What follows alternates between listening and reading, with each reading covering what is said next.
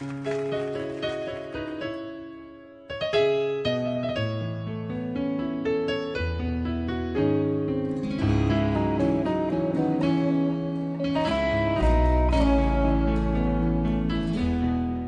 é dia dos... Hoje é dia dos pais, dia dos pais. Na palavra de Deus, o Senhor, no 5º mandamento, falou o quê? Ele decretou o quê? Honra pai e mãe. Honre seu pai e sua mãe para que tudo te vá bem. Quando Deus falou isso, Deus conferiu aos pais a honra. Ele conferiu aos pais importância, dignidade, peso, valor. E quando a sociedade então tira esse dia para celebrar, para honrar os pais, a gente vai junto, porque é algo que tem base bíblica, e a igreja aproveita esta ênfase que é bíblica. E falamos sobre isso já nesta manhã, tivemos uma celebração promovida pela Escola Bíblica Dominical, foi muito bom, o trabalho das crianças, o coral, as brincadeiras, foi um momento muito gostoso. E hoje vamos continuar pensando sobre essa bênção chamada pai. A vida de pai não é fácil. Ser pai é grande privilégio, é muita responsabilidade. Ser pai é um grande privilégio, mas envolve muitas responsabilidades. Eu diria que esse negócio de ser pai é só homem de verdade que encara e que aguenta e fica firme até o fim. Homem molenga, homem banana, não adianta, ele desiste, é melhor nem começar. Você precisa estar firme com Deus para encarar a grande responsabilidade da paternidade. Depois que seu filho nasce, o pai, coitado, ele luta, ele gasta um tempão encorajando o seu filho a falar, a andar. Depois que o filho cresce, ele gasta um tempão disciplinando o filho a ficar sentado, ficar quieto. Não é fácil ser pai. Um pai disse para sua filha assim: filha, qual o problema com você? O nome dela era Jéssica. Jéssica, qual o problema? Falou: por que, pai? Não, que todo dia você fica 2 horas no telefone, e hoje você ficou só meia hora. Ela falou: não, é que eu liguei para o número errado. É assim, vida de pai não é fácil.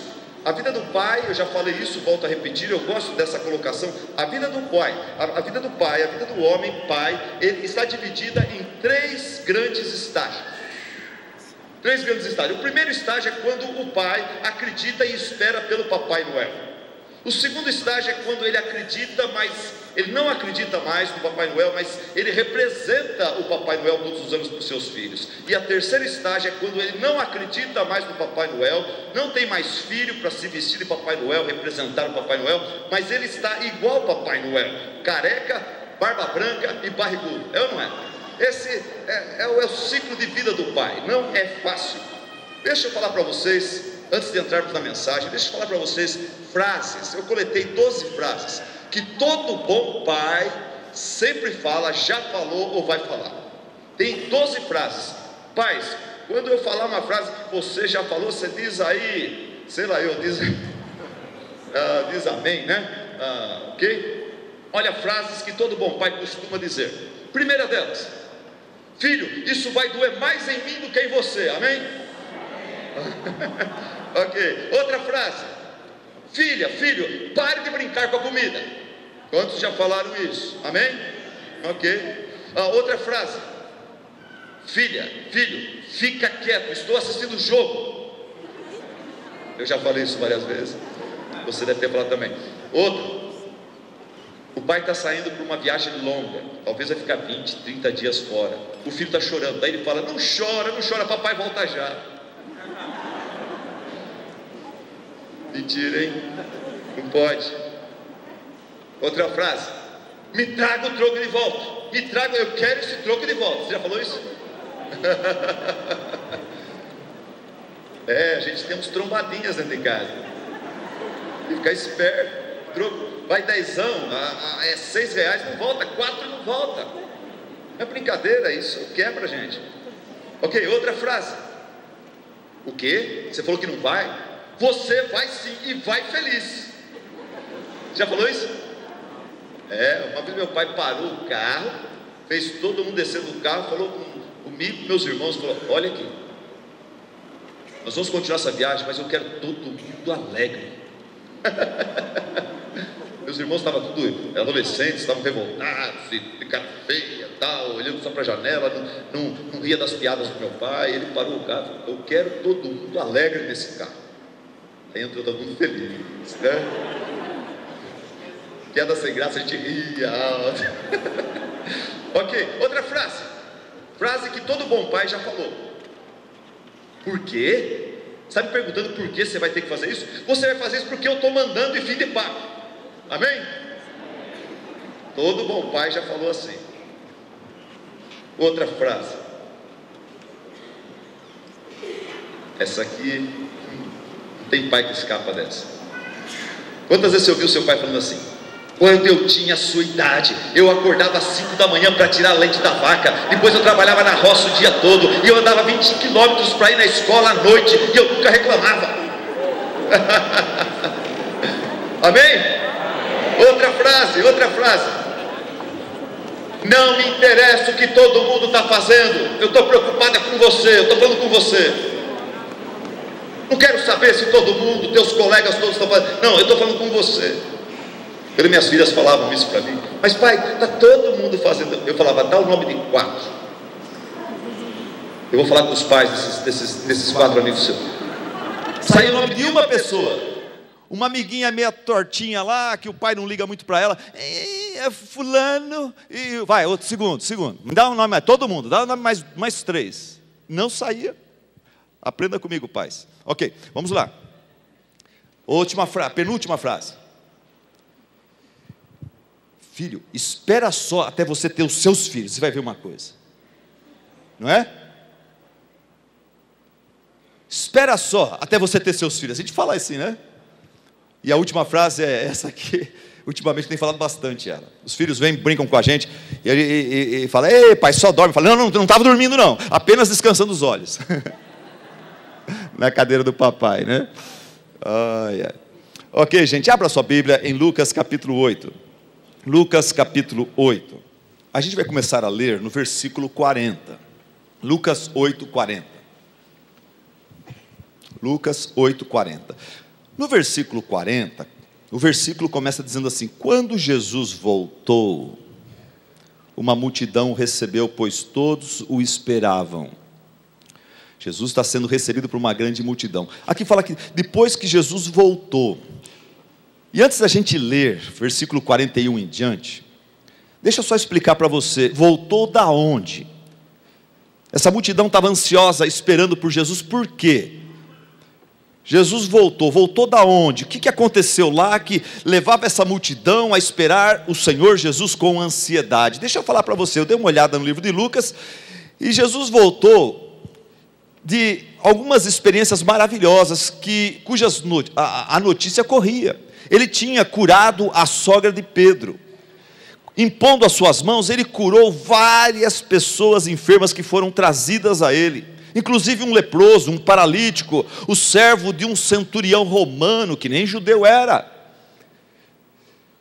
Jesus voltou da onde? Ele voltou depois de uma experiência onde ele acalmou uma tempestade, e os seus discípulos ficaram maravilhados e contaram isso para todo mundo. Voltou da onde? Depois de Jesus ter ido para a região do Gerazenos, ou em outras Bíblias mais, eles vão, região dos Gadarenos, na minha Bíblia antiga, na minha Bíblia nova é Gerazenos. Essa região era do outro lado do Mar da Galileia, onde o pessoal não era judeus, eles criavam porcos e ganhavam dinheiro com a criação de porcos. E lá Jesus encontrou um homem endemoniado, terrível, um homem aprisionado pelo diabo. Havia uma legião de demônios no corpo desse homem. Esse homem, ele rasgava sua roupa. Esse homem, ele vivia no cemitério, urrando como um animal, e ninguém conseguia controlar esse homem. Tentaram prendê-lo, mas ele ficava muito violento. E Jesus vai lá nessa região dos Gadarenos, eu prefiro falar Gadarenos, e lá ele expulsa os demônios desse homem, e ele permite que esses demônios entrem numa manada de porcos, e a manada de porcos, tomada por demônios, eles se lançam no mar e morrem, criando um prejuízo na região, na cidade, aos donos daqueles palmeirenses, daqueles porcos, né? E o que acontece? Aqueles proprietários de porcos, eles vêm para a cidade, para os campos, reclamando e falando do que Jesus fez, e daí o povo da cidade, dos campos, vão lá para saber e ver se realmente aquele homem foi curado, porque aquele homem era famoso. E é interessante que no versículo 35 fala assim: o povo foi ver o que havia acontecido. Quando se aproximaram de Jesus, viram que o homem de quem havia saído os demônios, esse homem que andava nu, esse homem que parecia um doido, perigoso, esse homem agora estava o quê? Estava assentado aos pés de Jesus, vestido e em perfeito juízo. E eles ficaram com medo, mas por causa do prejuízo, eles pediram para Jesus: por favor, sai da nossa vila, vai embora daqui. Olha que tristeza. E Jesus foi embora. E daí Jesus, no versículo 40, nós encontramos Jesus chegando no outro lado do mar da Galileia. Vamos, versículo 40 então, de Lucas 8. Quando Jesus voltou, uma multidão o recebeu, pois todos o esperavam, porque todas essas notícias maravilhosas do seu poder, dos seus ensinamentos, haviam percorrido, se espalharam, e o povo queria conhecer esse Jesus, estar perto dele. Versículo 41, então aqui começa a nossa história, a história de um pai. Então um homem chamado Jairo, dirigente da sinagoga, veio e prostrou-se aos pés de Jesus, implorando-lhe que fosse à sua casa, porque a sua única filha, de cerca de 12 anos, estava à beira da morte. Estando Jesus a caminho da casa de Jairo, a multidão o comprimia. Ele atendeu, ele falou: eu vou para sua casa, Jairo, vamos lá, vamos ver sua filha. Mas a multidão o comprimia. Versículo 43. E estava ali no meio da multidão certa mulher que havia 12 anos vinha sofrendo de uma hemorragia e gastara tudo o que tinha com os médicos, mas ninguém pudera curá-la. Ela chegou por trás dele, tocou na borda do seu manto e imediatamente cessou a sua hemorragia. Quem me tocou? Quem tocou a mim? Perguntou Jesus. Como todos negassem, Pedro disse: mestre, a multidão se aglomera e te comprime. Mas Jesus disse: não, alguém tocou em mim, eu sei que de mim saiu o poder. Então a mulher, vendo que não conseguiria passar desapercebida, veio tremendo e prostrou-se aos pés de Jesus, achando que ia levar uma bronca. E na presença de todo o povo, ela contou por que tinha tocado nele e como fora instantaneamente curada. Então ele lhe disse: filha, a sua fé a curou, vá em paz. Enquanto Jesus ainda estava falando, chegou alguém da casa de Jairo, deste homem, esse homem que é dirigente da sinagoga, e essa pessoa da casa do Jairo disse: sua filha morreu. Sinto muito, Jairo, sua filha morreu, não incomode mais o mestre, deixa ele ajudar os outros aí. Versículo 50, ouvindo isto, Jesus disse a Jairo: não tenha medo, tão somente creia, e sua filha será curada. Quando chegou à casa de Jairo, Jesus não deixou ninguém entrar com ele, exceto Pedro, João, Tiago, que eram os seus. Ele estava querendo discipular esses três, queria sempre tê-los juntos. Aí temos essa atividade de se discipular pessoas, para quando a gente partir, quando a gente se mudar, ter gente que pode assumir a liderança. E ele pega somente Pedro, João e Tiago, e o pai e a mãe da criança. Versículo 52, enquanto isso, todo o povo estava se lamentando e chorando pela filha que havia falecido. E Jesus falou: não chorem, ela não está morta, mas dorme. Todos começaram a rir de Jesus, pois sabiam que a menina estava mortinha.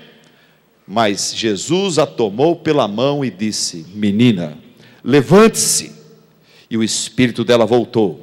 E ela se levantou imediatamente. Então Jesus lhes ordenou que lhe dessem de comer. Os pais dela ficaram maravilhados, mas Jesus lhes ordenou que não contassem a ninguém o que havia ocorrido.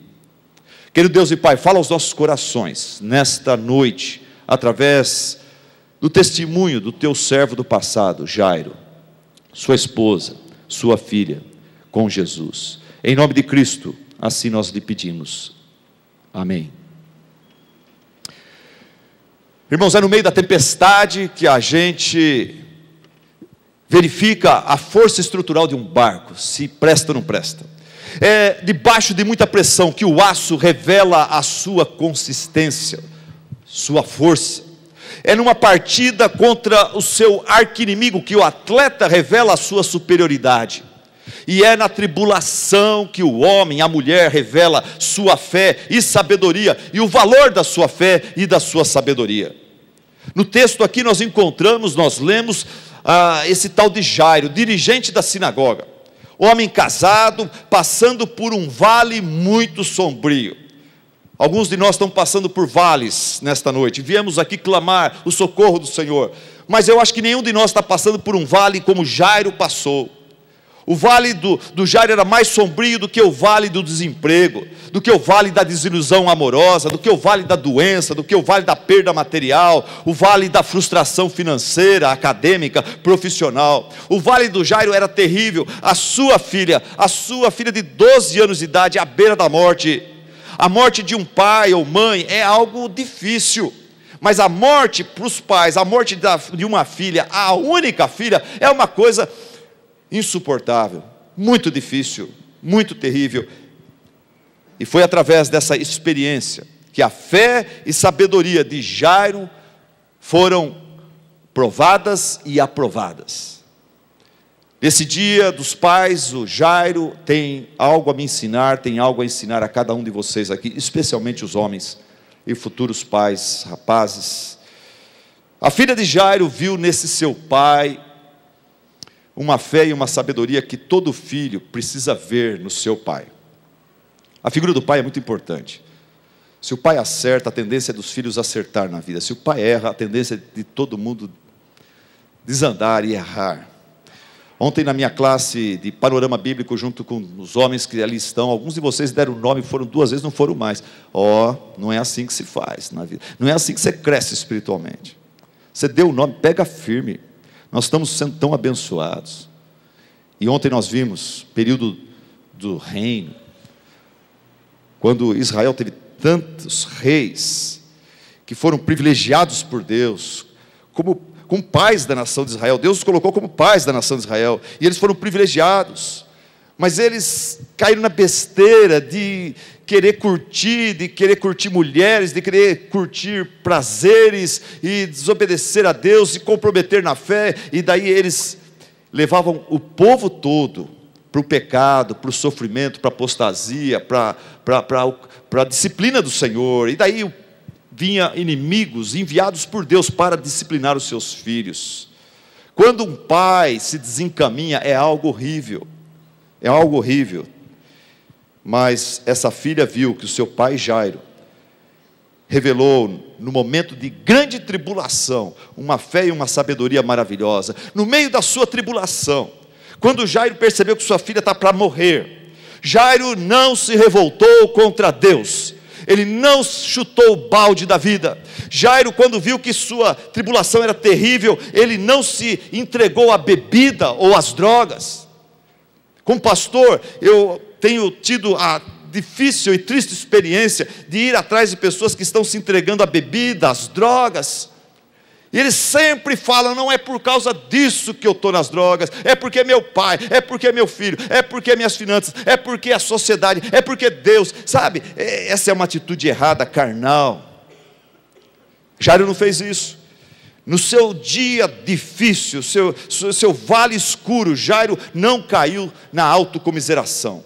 Ele não ficou sentindo pena de si mesmo. Ele não ficou chorando e chamando a atenção dos amigos para vê-lo chorando, ver suas lágrimas e ver se alguém o abraçava. Ele não ficou no desespero. Ele não caiu no fatalismo, achando que agora a filha morrendo, está morrendo, vai morrer e não tem mais esperança para mim, eu não vou ter mais alegria nessa vida. Ele não caiu nessa atitude de fatalidade. Ele não perdeu sua esperança, ele não desistiu do jogo da vida, ele não desistiu da sua responsabilidade de sacerdote do lar, do seu lar. Homem, todo homem é chamado para ser líder, todo homem é chamado, quer ele seja solteiro ou casado, ele é chamado para assumir suas responsabilidades e ajudar pessoas ao seu redor a assumir as suas responsabilidades. O homem é chamado por Deus para prover para si mesmo e para outras pessoas. E quando o homem faz isso, a família é abençoada, a igreja é abençoada, a cidade é abençoada, o país é abençoado. Mas quando os homens se tornam omissos e começam a mal dar conta do seu recado, mal dar conta da sua responsabilidade, e não vai um passo além de prover para seus amigos, seus vizinhos, sua família, então a sociedade sofre muito, e especialmente as mulheres e crianças sofrem demais, quando os homens se tornam omissos. E infelizmente, você está vendo, a Bíblia fala e você está verificando isso. Os homens, por causa do pecado, por causa do egoísmo, por causa do pecado que os separa de Deus, os homens se tornaram omissos quanto às coisas espirituais. Os homens, normalmente, o homem sem Cristo, ele tem vergonha de orar, ele tem vergonha de ler a Bíblia, ele tem vergonha de falar com Deus, ele tem vergonha de falar de Deus. É o homem espiritualmente omisso. Mas o Jairo, não. O Jairo, ele assumiu sua responsabilidade. Ele parou de ser um banana espiritualmente falando. Ele falou, peraí, minha filha está morrendo, Jesus Cristo está aí. O que eu tenho ouvido a falar de Jesus Cristo é algo especial, é algo sobrenatural. Ele começou a perceber que em Jesus as escrituras estavam se cumprindo, que Jesus não era mais um líder, Jesus é Deus. E o que ele fala? Ele deixa a sua omissão de lado. O Jairo, ele deixa a vergonha, sua vergonha de lado, e ele passa a buscar o Senhor Jesus Cristo. O primeiro exemplo que Jairo nos dá é esse. Ele não teve vergonha de buscar o Senhor Jesus. Eu sei que eu estou falando com alguns homens aqui hoje à noite, e pela internet, e talvez pelo vídeo que vai ser gravado, isso vai chegar a alguns homens que são omissos, têm vergonha de orar em casa, têm vergonha de ler a Bíblia na frente dos filhos, têm vergonha de falar sobre Deus, de falar com Deus.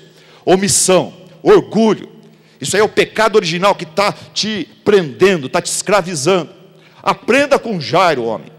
Aprenda com Jairo, larga a mão, a vergonha de lado. Tenha vergonha de fazer coisa errada, tenha vergonha de só pensar em dinheiro, tenha vergonha de ser egoísta, tenha vergonha de ser omisso, tenha vergonha de ser como Adão, folgado. Mas não tenha vergonha de buscar o Senhor Jesus Cristo em público.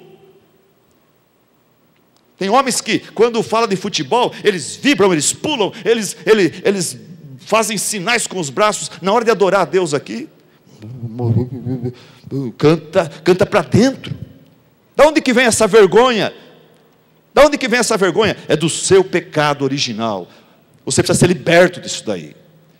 Deus precisa começar a ser Deus na sua vida, a pessoa mais importante do seu universo. Você precisa vibrar mais na presença de Deus. O Jairo, ele perdeu a vergonha e foi buscar o Senhor Jesus Cristo. O versículo 41 diz o quê? Então um homem chamado Jairo, não era qualquer um, ele era dirigente da sinagoga, mas ele não ficou com medo, com vergonha do que os outros iam falar. Ele veio até Jesus e ele prostrou-se, ele ficou de joelhos, ele adorou a Jesus Cristo em público. Por que você tem vergonha? Jairo deixou a vergonha, você pode também deixar. Jairo, ele veio a Jesus. Eu gosto deste versículo. O Jairo não mandou uma serva, um servo vir chamar Jesus. O Jairo não fez como muitos de vocês fazem. Ele não mandou a esposa, vai lá falar com Jesus. Esposa, nossa família está com um problema aqui, vai segunda-feira no culto das mulheres. Você é mais espiritual, assume o lado espiritual da nossa casa, vai lá interceder por nós. Eu sou o banana, eu sou o fracote, eu só sei trabalhar e ganhar dinheiro, espiritualmente eu sou zero. Não, Jairo, ele não mandou ninguém, ele mesmo tomou a iniciativa. Ele foi até Jesus em público, ele prostrou-se, ele adorou a Jesus, ele deixou a vergonha de lado, ele assumiu sua responsabilidade como pastor da sua casa. Minha filha está doente, não é responsabilidade da minha serva, da minha esposa, é minha responsabilidade orar, interceder a Deus pela cura dela. Esse homem era dirigente da sinagoga. O tempo todo ele estava ouvindo lá na sinagoga as reuniões sendo abertas com Deuteronômio capítulo 6, versículo 4 a 9. Aquele texto maravilhoso que fala assim: ouça, ó Israel, voltando-se especialmente para o homem, para o líder homem, o chefe da casa. Ouça, ó homens de Israel, o Senhor, o nosso Deus, é o único Senhor. Ame o Senhor, o seu Deus, de todo o seu coração, de toda a sua alma e de todas as suas forças. Que estas palavras que hoje lhe ordeno, que eu entreguei para Moisés, que essas palavras estejam em seu coração. E que você, homem, ensine-as com persistência aos seus filhos. Converse sobre elas quando você estiver sentado em casa, quando estiver andando pelo caminho, quando se deitar ou quando se levantar. Amarre-as como um sinal nos seus braços, prende-as na testa, escreve-as nos batentes das portas de sua casa e em seus portões. Jairo entendeu. Jairo entendeu que a responsabilidade do homem é proteger, prover, liderar sua família. Ele não pode ser um banana, ele não pode ser um fracote, ele não pode ser um zero à esquerda espiritualmente falando, ele não pode se dar esse luxo. Jairo entendeu que é responsabilidade do marido, do homem, do pai, proteger, prover, liderar nas questões físicas, materiais, financeiras, mas principalmente nas questões espirituais. Jairo sabia que vendo o temor de Deus no pai, que a família aprende a temer a Deus. Vendo a fé do pai, que a família aprende a crer em Deus. Vendo a submissão do pai à palavra de Deus, é que a família aprende a respeitar a palavra de Deus e se submeter a ela. É vendo a família, vendo a fidelidade do pai à sua igreja local, é que os filhos aprendem a levar a igreja local, a igreja de Cristo, a sério. É vendo o pai respeitando a liderança da igreja e não ficando fofocando e falando mal dos pastores, é que os filhos aprendem a respeitar os pastores, apesar das suas fraquezas e dificuldades e defeitos. Eu escuto sermões de outros pastores, todo mundo fala a mesma coisa. A razão porque nós temos tantos pródigos, filhos que foram criados na igreja, estão fora da igreja, é porque eles foram criados dentro da igreja, mas quando chegava na hora do almoço, domingo, tinha macarronada com pastor assado. Mãe e pai começam a sentar o pau no pastor, começa a criticar, e critica o líder, e critica o tesoureiro, e critica a liderança, e critica o louvor, e critica isso e aquilo. Essas crianças vão crescendo e falando, pô, a igreja é uma porcaria, não presta, só tem coisa ruim lá. Não sei porque minha mãe e meu pai ficam indo lá, gastando seu tempo. Quer saber uma coisa? Quando eu tiver 18 anos, quando eu tiver um pouco de liberdade, eu estou fora. Mas eu louvo a Deus, eu dou graças a Deus. Nós somos uma igreja forte, uma igreja unida. Para Tupã, para o estado de São Paulo. Sabia que nós somos igreja batista tradicional? Nós somos uma igreja batista conservadora. Não tem mais de 8 igrejas do estado de São Paulo maior que a nossa. E nós estamos em Tupã. Imagina se a gente estivesse numa cidade que tem 300 mil, 200 mil, 400 mil, 500 mil pessoas. Nós somos uma cidade que tem 60, 70 mil pessoas. Uma igreja que prega o evangelho como a nossa prega, uma igreja organizada como a nossa, uma igreja que não apela como a nossa, é um milagre. Hoje eu vejo que o frio afastou vários irmãos, nós temos também 10 viajando, nós temos outro, Obra-Prima, e várias pessoas numa van foram para cantar e ministrar no aniversário de uma igreja em Taboão da Serra, vão voltar essa madrugada, estejam orando por eles, os homens estão voltando também, mas nós temos várias pessoas faltando, tem o frio também, que eu sei que algumas pessoas acabam desanimando com esse frio. Mas que bênção a nossa igreja, que bênção a nossa igreja. Nós temos uma igreja abençoada, e eu louvo a Deus pelos pais da nossa igreja, que buscam o Senhor Jesus, e levam suas famílias a buscá-lo também. Amém? Jairo não teve vergonha de buscar a Jesus, de adorar a Jesus em público. Primeiro exemplo para você, pai. Lança essa vergonha fora, pede do Senhor poder, para falar, Senhor, a partir de hoje eu quero perder essa vergonha maldita, eu quero adorar o Senhor, eu quero ser mais ousado para falar de Jesus em casa e fora de casa e na igreja, e não só falar, mas viver, para falar você tem que ser humilde, se você começar a falar você tem que ser humilde, porque se você é orgulhoso e começa a falar de Jesus, as pessoas vão te odiar. A razão porque algumas pessoas se dão mal quando começam a ser ousados de falar do Evangelho, é porque eles não se livram do orgulho, não se livram da prepotência, não se livram das atitudes egoístas. Daí ninguém suporta alguém falar de Jesus sendo um egoístão. Primeira coisa, tem que baixar a bola, tem que ser humilde, perdoador, tem que ser servo. Daí começa a falar de Jesus com ousadia, e você vai ver acontecer através de você maravilhas. Olha o que aconteceu com pessoas da nossa igreja que têm feito isto. Cito o exemplo aqui Podia citar o exemplo, tanta gente aqui. Olha para um exemplo recente, olha para o Renato. Baixou a bola, se submeteu. Olha o que Deus está fazendo através dele nos jovens. Olha quantos discípulos ele tem. Isso pode acontecer através de você, de uma outra forma. Deus é criativo, Ele pode te usar, mas você precisa se esvaziar de si mesmo, do seu ego, das suas ideias, e você precisa adorar o Senhor, e ser ousado para servi-lo, segui-lo, e ser bênção para outras pessoas. Segunda coisa, Jairo, ele não teve vergonha. Jairo não teve vergonha de levar o Senhor Jesus para a sua casa. Jairo não teve vergonha de levar Jesus para a sua casa.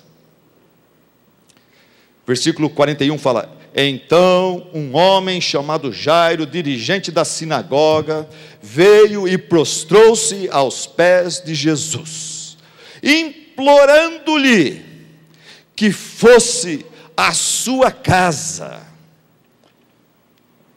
E no versículo 42 fala que Jesus, para surpresa de Jairo, Jesus falou: sim, eu vou com você, vamos lá.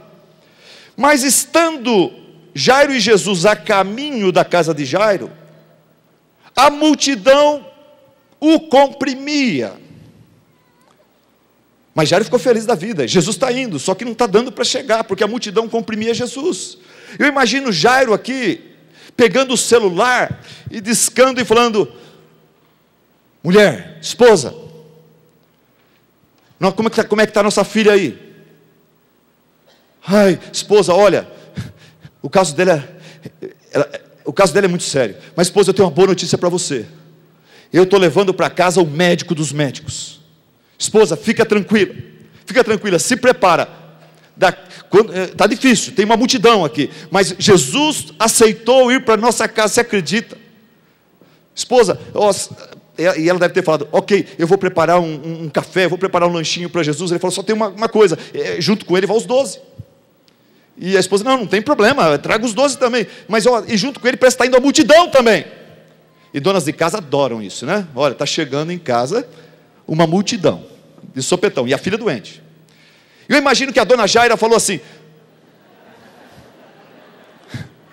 mas marido, eu estou pensando aqui com os meus botões, você está trazendo Jesus Cristo, esse pregador das ruas, esse pregador que não faz parte da elite religiosa, esse homem meio revolucionário, espiritualmente falando, e você, maridão, você trabalha na sinagoga, você está estreitamente ligado com a religião organizada, isso não vai queimar seu filme não? Maridão, será que não é o caso de você pedir ajuda de um grupo de levitas lá da sinagoga, ou de algum rabi ou doutor da lei, ou mesmo do sumo sacerdote? Porque pode ficar ruim para você, marido. Eu sei que você é o sacerdote do lar, você que decide, mas eu estou com medo que Jesus vindo para a nossa casa, você vai ser associado a ele e você vai acabar perdendo emprego. E eu imagino o Jairo falando assim: levitas, rabi, doutor da lei, sumo sacerdote, mulher, não tem comparação. Esses líderes religiosos são homens comuns como eu e você. Mas Jesus, mulher, é diferente. Ele é infinitamente superior, incomparável. Mulher, eu ouvi ele pregando. Você precisa de ver que coisa maravilhosa. Ele prega com autoridade, com poder, com unção. É eletrizante. Até as criancinhas se maravilham dos seus ensinos. Ele prega o arrependimento, ele incentiva os homens a se voltar para Deus com amor, ele incentiva os homens a se reconciliar com o Pai, e ele toca o nosso coração quando ele fala, ele anuncia a chegada do reino de Deus, da era da graça, ele é a única esperança, mulher, para esse mundo escravizado no pecado no qual vivemos. E mulher, deixa eu falar, ele não só prega bem, mas ele prega com poder e autoridade, ele liberta os endemoniados, ele acalma a tempestade, ele toca os leprosos, ele cura os enfermos, ele defende as viúvas, ele ressuscita os mortos, todos os que tocam nele com fé são curados. Ao mesmo tempo, ele é simples, ele é humilde, ele é amoroso, ele conversa com as mulheres em público, ele abençoa as crianças, ele se aproxima dos pecadores, ele lhes fala sobre perdão e nova vida que só Deus pode dar. Mulher, ele prega para as multidões. Você precisa ver quanta gente está aqui ao meu redor, mas ao mesmo tempo, ele acha tempo para socorrer indivíduos como eu, como uma mulher hemorrágica que ele acabou de curar aqui, como um endemoniado de Gadareno, Gadareno, que ele chegou naquele lugar e foi lidar com indivíduos. Ele lida com a multidão, ele lida com indivíduos. Mulher, eu estou convencido de que esse Jesus é verdadeiramente o Messias, tão esperado por Israel, porque eu tenho visto que tudo que eu aprendo lá na sinagoga acerca do Messias, nas profecias do Antigo Testamento, estão se cumprindo na pessoa de Jesus Cristo, sem dúvida nenhuma. Ele é o descendente da mulher, prometido por Deus, que haveria de esmagar a cabeça da serpente. Mulher, este é o Emanuel, o Deus conosco. Mulher, eu estou levando Jesus para casa.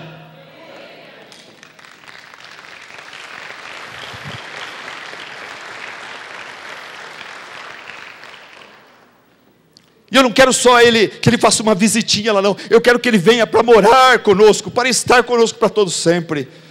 E eu imagino esse homem falando: mulher, não sei se você vai gostar, concordar comigo, mas minha cabeça está feita. Eu estou pensando em pedir algo muito especial para ele. Eu já decidi, minha cabeça está feita. Se você quiser seguir comigo, tudo bem. Hoje, mulher, hoje, eu vou pedir para ele entrar na minha vida. E a mulher, dona Jaira, falou: mas como você vai fazer isso? Eu já tenho uma oração no meu coração. Se você quiser se unir comigo, se una. O que você vai fazer? Como é que você vai falar? O que você vai falar para ele? E ele falou assim: eu vou falar para ele o seguinte: entra na minha casa, entra na minha vida, mexe com minha estrutura, sara todas as feridas, me ensina a ter santidade, quero amar somente a Ti, porque o Senhor é o meu bem maior, faz um milagre em mim. Você quer orar comigo essa oração hoje? Talvez tenha alguém aqui que está longe de Deus, chegou aqui totalmente andando fora do caminho do Senhor. Ora com Jairo, ora comigo essa oração para Jesus hoje, pedindo para Jesus entrar na sua casa, entrar na sua vida, e mexer e resolver o que for. Vamos lá? Entra na minha casa, entra na minha vida, mexe com minha estrutura, sara todas as feridas, me ensina a ter santidade, quero amar somente a Ti, porque o Senhor é o meu bem maior, faz um milagre em mim. Graças a Deus pelos pais da nossa igreja que levam Jesus Cristo para as suas casas, para a sua agenda, para o seu dia a dia, para a sua sala, para o seu quarto, para a sua internet, para as suas finanças, para o seu escritório. Graças a Deus pelos pais da nossa igreja que estruturam, pelo menos tentam com todas as suas forças, tentam estruturar o seu lar de acordo com a vontade de Deus. Jairo não teve vergonha de buscar o Senhor Jesus Cristo. Jairo não teve vergonha de levar Jesus Cristo para a sua casa, de pedir para Jesus Cristo entrar na sua vida. Em último lugar, Jairo reconheceu que Jesus Cristo é a cura para a sua família. Jairo reconheceu que Jesus Cristo é a cura para os problemas da sua família. Ele não ia encontrar isso no sacerdote, ele não ia encontrar isso nos levitas, ele não ia encontrar isso na religião, ele só ia encontrar isso em Jesus. Versículo 49, vamos ler outra vez, versículo 49. Enquanto Jesus ainda estava falando, chegou alguém da casa de Jairo, o dirigente da sinagoga, e disse: sua filha morreu, sinto muito, sua filha já morreu, não incomode mais o mestre. Ouvindo isso, Jesus disse a Jairo: Jairo, não tenha medo, tão somente creia e ela será curada. Quando chegou à casa de Jairo, Jesus não deixou ninguém entrar com ele, exceto Pedro, João, Tiago e o pai e a mãe da criança. Enquanto isso, todo o povo estava se lamentando e chorando pela menina que havia morrido. E Jesus lhes disse: não chorem, ela não está morta, mas dorme. Todos começaram a rir de Jesus, pois sabiam que ela estava morta. Mas Jesus a tomou pela mão e disse: menina, levante-se. Talita cumi. Na língua original, essa é a mesma frase que essa menina ouviu toda manhã, quando sua mãe acordava para tomar o café da manhã e ir para a mesa. Talita cumi. Menina, é hora de levantar. Jesus usou uma frase familiar que a mãe usa com a criança. Talita cumi. Menina, levante-se. E pelo poder de Cristo, o espírito dela voltou. E ela se levantou imediatamente. Então Jesus lhes ordenou que lhe dessem de comer, porque Jesus está interessado com o bem espiritual da sua alma, Ele está interessado com o bem físico do seu corpo. Ele cuidou da alma, agora fala, vamos cuidar do corpo também. Os dois são importantes. E os pais dela ficaram maravilhados, mas Jesus lhes ordenou: não vá na televisão fazer propaganda disso, falando que foi na igreja tal que você recebeu isso, que é o pastor tal. Não fala para ninguém o que tem acontecido. Que coisa, irmãos. No início desse sermão nós encontramos Jairo passando por um vale horrível. Muito mais sombrio do que o vale do desemprego, da desilusão amorosa, da doença, da perda material, da frustração financeira, acadêmica, profissional. O problema de Jairo era um problema na família, um problema horrível. A sua única filha de 12 anos, à beira da morte. E agora a gente chega no final da mensagem. Nós encontramos Jairo e sua esposa muito felizes, agradecidos, maravilhados pelo amor, pelo poder transformador do Senhor Jesus Cristo. Nós encontramos Jairo ouvindo alguém da sua casa fatalisticamente falando: sua filha morreu, Jairo, sinto muito, sua filha já era, ela morreu, não incomode mais Jesus, não incomode mais o mestre, para de orar a ele. Mas Jesus lhe disse: não tenha medo, Jairo, dessa má notícia, tão somente creia e sua filha será curada, o seu problema vai ser resolvido. Quando todos diziam para Jairo: não há mais esperança para a sua família, Jairo, nós estamos chorando, você deveria chorar conosco, é bom você colocar para fora as suas emoções, vamos chorar juntos. Jesus falou: não chore, Jairo, apenas confie na minha palavra. Quando todos riam de Jesus, Jairo e sua esposa viram Jesus Cristo operando um verdadeiro milagre no seu lar, na sua casa, na sua família. Eu acredito que naquele dia Jairo e sua esposa aprenderam que Jesus Cristo é o único que é poderoso para curar os problemas sérios do seu casamento, da sua família, da sua alma. Que Jesus Cristo é poderoso, só Ele é poderoso para libertá-los da morte física, para libertá-los da morte espiritual. Eu acredito que naquele dia Jairo e sua esposa entregaram suas vidas a Jesus Cristo, se tornaram discípulos de Jesus Cristo. Homem, maridos, pais aqui presentes, eu não sei como está a sua vida, como está a sua família, seu casamento. Eu sei de uma coisa, eu sei que nós vivemos em dias horríveis, dias difíceis. 1 Timóteo capítulo 3. Dias quando os homens não valem nada. Vivemos numa sociedade de homens que não valem nada, só pensam em dinheiro e prazer. São egoístas, são egocêntricos, não têm princípios. Eles vivem seguindo seus corações, seus ímpetos. Não querem saber da verdade, não querem saber de valores absolutos, não querem saber da ética, da moral. Querem saber apenas ser feliz, se divertir. E por isso, eu sei que nós sofremos. Você deve estar sofrendo, deve ter coisa na sua vida. Deve ter áreas na sua vida que está precisando do toque de Jesus. E eu sei que em dias horríveis como os nossos, onde o pecado reina, o que acontece? Onde o pecado reina, ele escraviza. Onde ele escraviza, ele destrói amizades. O pecado destrói amizades, namoros, casamentos, filhos, pais, famílias. Mas no meio dessa negritude, no meio dessas trevas horríveis que temos na nossa sociedade, existe uma luz, meu irmão. Existe uma luz, querido visitante. Existe uma esperança, e o nome dessa luz, dessa esperança é Jesus Cristo, Senhor da glória. É o Filho do Deus vivo, Ele é o Messias prometido, Ele é o Redentor, Ele é o amigo dos pecadores, Ele é aquele que veio ao mundo para buscar e salvar pecadores, veio ao mundo para buscar e salvar todos aqueles que haviam perdido por causa do pecado. Por causa do pecado, os homens, talvez você mesmo, se tornou envergonhado, omisso, especialmente na área espiritual. Você, por causa do pecado no seu coração, você é um homem que tem vergonha de orar, de ler a Bíblia, de falar com Deus, de falar de Deus para a sua família. Mas Jesus Cristo está hoje aqui nessa casa. E se você clamar a Ele por libertação dessa vergonha, Ele tem prazer em te ajudar,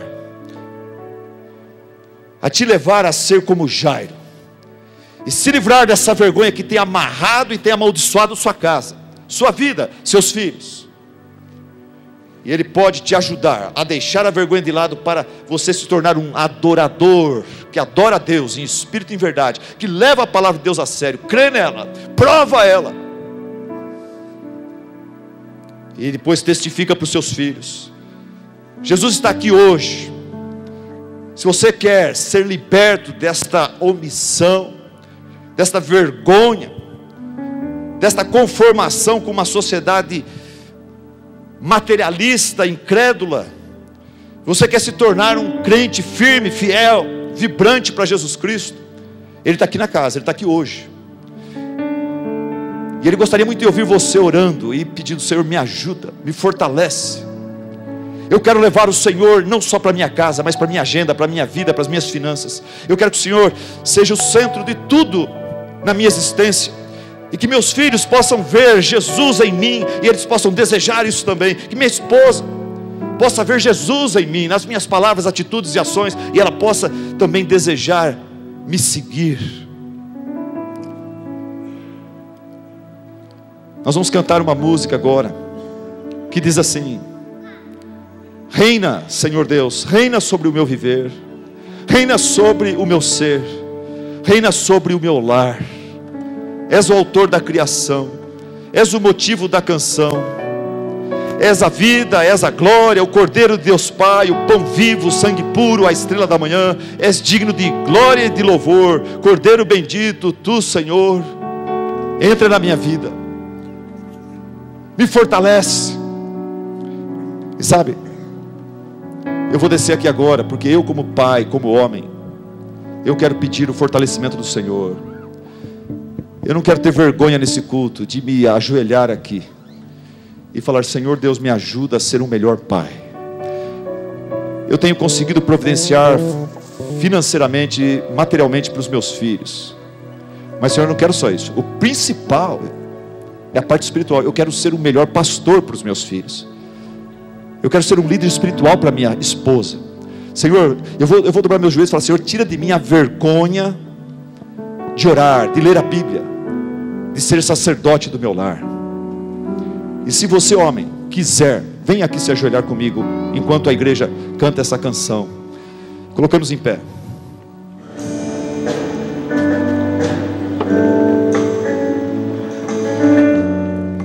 Querido Deus e amado Pai, obrigado porque o Teu Espírito mais uma vez nos visita com poder, com unção, tocando os nossos corações e mexendo, Senhor, naquelas áreas da nossa vida que precisam ser lidadas, Senhor.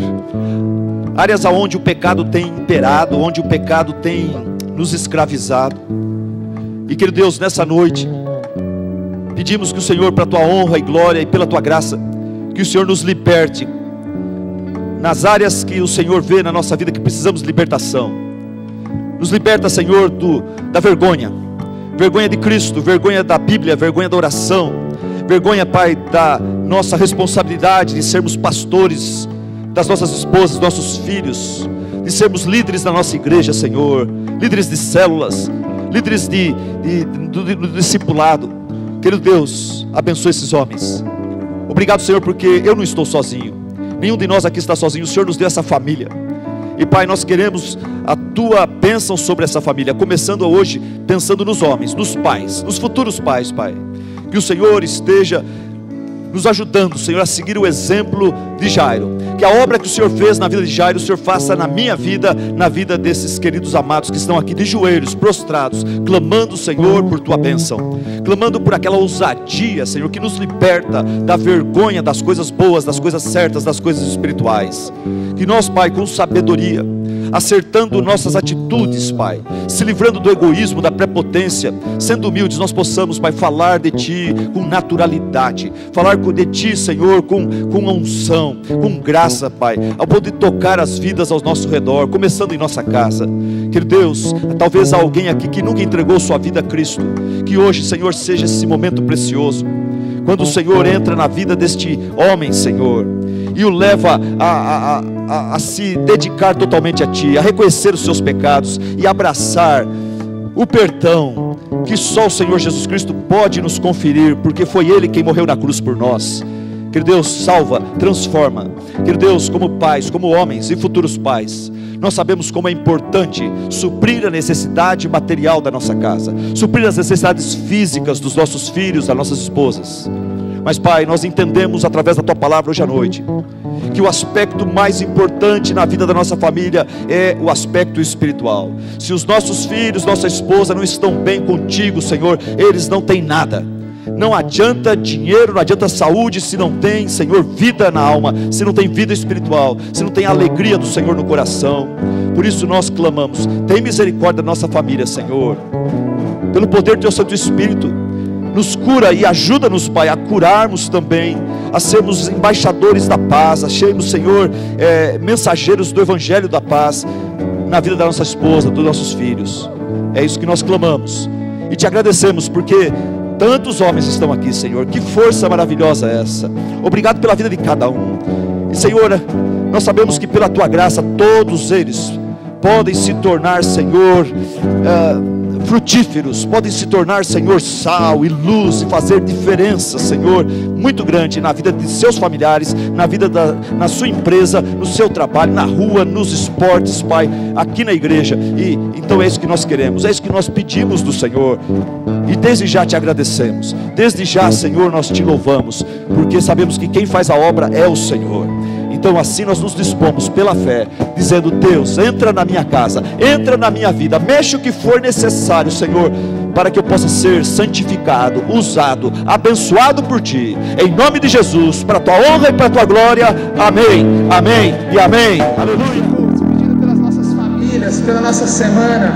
Nosso amado Deus, louvado seja o Teu nome, exaltado seja o Teu santo nome por essa noite.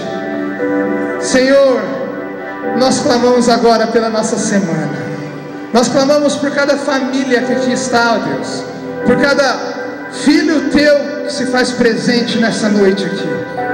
Nós clamamos, Senhor, que o Senhor nos leve no Teu amor, na graça de Jesus Cristo e na comunhão do Teu Santo Espírito, e que nós possamos viver, Senhor, tão somente para a honra e glória do Teu santo nome. Essa é a oração da Tua igreja, em nome de Jesus. Amém e amém. Deus os abençoe, uma boa semana.